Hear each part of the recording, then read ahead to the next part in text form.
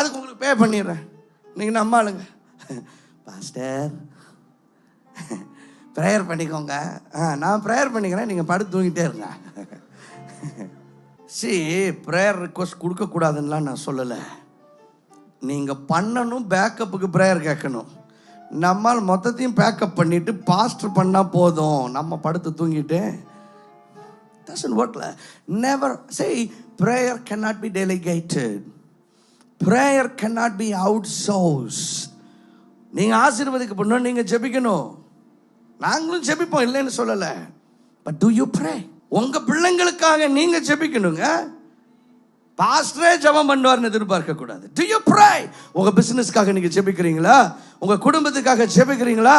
நீங்கள் ஜெபிக்கும் பொழுது when you pray, ஆண்டவர் பிசாசின் திட்டங்கள், பிசாசின் கண்ணிகள், பிசாசின் யோசனைகளை ஆண்டவர் உங்களுக்கு வெளியரங்கமாக்கி காட்டுவார்.